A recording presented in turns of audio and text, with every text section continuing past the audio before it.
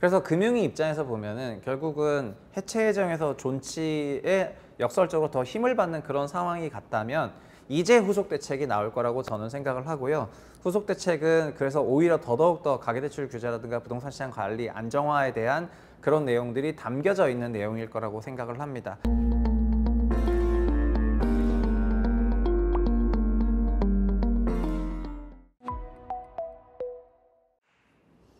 안녕하세요. 최부심입니다. 6.27 대책이 나온 지 한 달이 돼 가는데요. 7월 27일이 돼야지 한 달이지만은 어쨌든 지금 기준으로 약 4주 정도가 지나서 부동산 가격 동향이 또 오늘 발표가 됐습니다.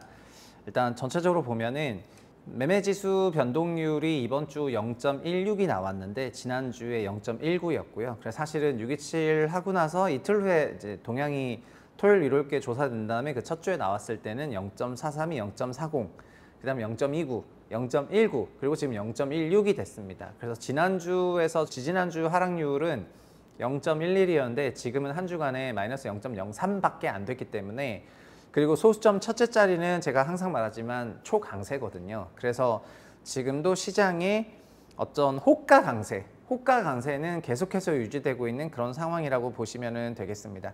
전세는 사실 되게 지금 평온한 그런 상태라고 보시면 될 것 같습니다. 전세가 안 오른다 뭐 이런 게 아니라 소수점 둘째 자리로 0.06으로 서울도 전세가 오히려 좀 더 내렸고 전국으로 보더라도 0% 상태이기 때문에 전세가 매우 평온한 가운데 매매가가 엄청 치솟았다가 매매가는 소수점 첫째 자리로 내려오긴 했지만 0.16으로 여전히 과열 양상이고 전세는 상대적으로 여전히 안정적인 그런 상황입니다.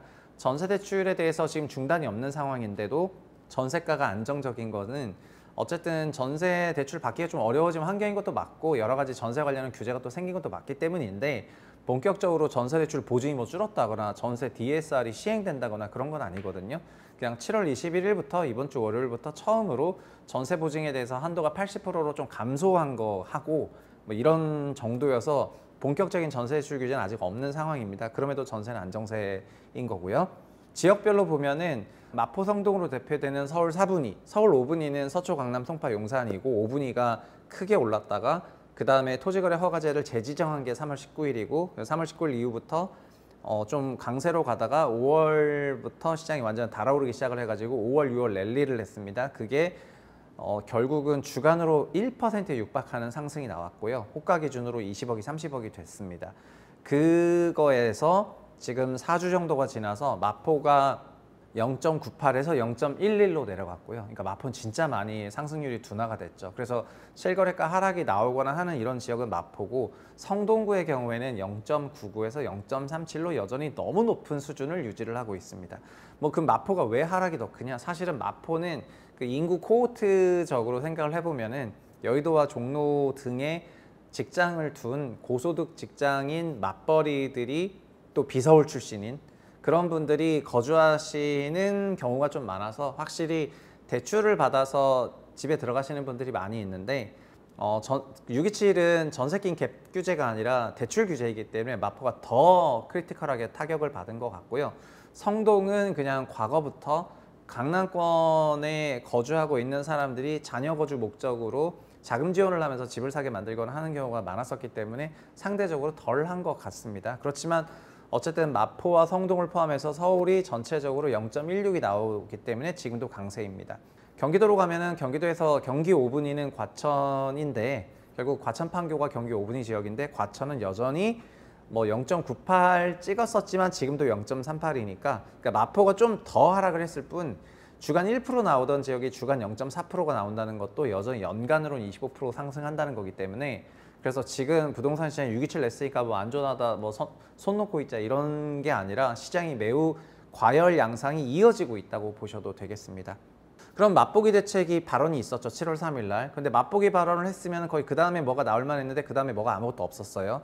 이후에 왜 후속 대책이 없냐면은 6.27 대책은 누가 냈냐면 금융위원회가 냈습니다. 현재 금융위원회는 이재명 정부 대통령에서는 금융위원회는 해체 예정인 부처예요. 그렇지만 6월 달에는 주택 매매 가격이 너무나 급상승한 그런 상황이었기 때문에 금융위가 낸 거죠. 그것도 위원장이 있었지만 사무처장 주도로 냈습니다. 그러나 그제 기준으로 금융위 사무처장이 부위원장으로 차관격으로 승진을 했죠. 그리고 이분은 충청도 쪽 행사에서 이재명 대통령의 칭찬을 면전에서 받고 사람들에게 박수를 받으면서 6.27 대책에 대한 그런 부분을 치하를 받았죠. 그래서 그거와 함께 이제 승진을 했습니다. 그러다 보니까 일각에서는 그럼 금융위가 해체가 되지 않을 것 같다라는 얘기가 어제부터 나오기 시작을 했고, 어제부터 금융위가 해체가 안 되는 방향으로 간다면은 금융위가 이제서야, 원래 해체 예정이었으니까요, 일을 할 수가 없었는데 이제서야 다시 일을 하는 그런 시대가 된 것 같습니다.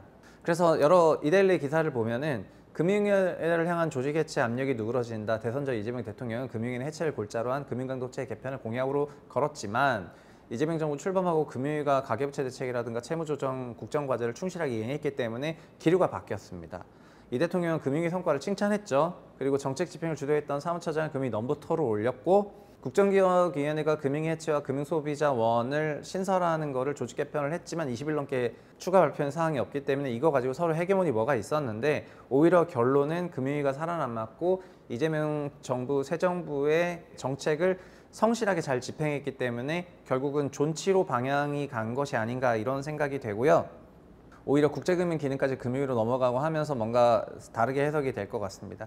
그래서 금융위 입장에서 보면은 결국은 해체 예정에서 존치에 역설적으로 더 힘을 받는 그런 상황이 같다면 이제 후속 대책이 나올 거라고 저는 생각을 하고요. 후속 대책은 그래서 오히려 더더욱더 가계대출 규제라든가 부동산 시장 관리 안정화에 대한 그런 내용들이 담겨져 있는 내용일 거라고 생각을 합니다. 그러니까 사실은 원래 연속해서 빵빵 나왔으면 지금쯤 나와도 하나도 이상하지 않고, 지금 역시 0.1%대 강세이기 때문에 부동산 시장 과열 장세인데요. 여러 가지 새 정부, 전 정부, 이 정부에서 갈아타는 과정에서 또 공약이 뭐 손봐지는 과정에서 또 국정기획원회가 있고, 결국은 새 정부의 그 전환 과정에서 정책이 조금 늦어지는 것 같고, 그렇지만 이제 어느 방향으로 결정을 하게 된다면 내겠죠. 그래서 불닭볶음면 같이 그런 매운맛의 정책을 오히려 더 내지 않을까, 이런 생각을 하고 있습니다. 여러분이 금융이라고 생각을 해보세요.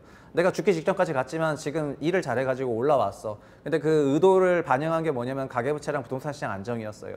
그럼 저의 존재감이라든가 그 존재에 대한 어떤 명분을 더 만들어내기 위해서라도 금융위원회는 보다 더 적극적인 대책을 낼 가능성이 조금 높아졌다고 생각을 하고요. 그래서 멀지 않았다, 이렇게 말씀을 드리겠습니다. 어쨌든 부동산 시장은 6.27 대책이 발표되고 나서 안정세에 진입한 것은 맞지만 지금 여전히 과열인 거지. 그러니까 그전이 말도 안 되는 수준이었지 지금도 과열 상태고요. 그냥 규제가 나와도 언제든지 이상하지 않은 그런 상황이라는 걸 말씀드리겠습니다. 그리고 우리는 부동산의 코어가 뭔지 다 알고 있어. 전세잖아요.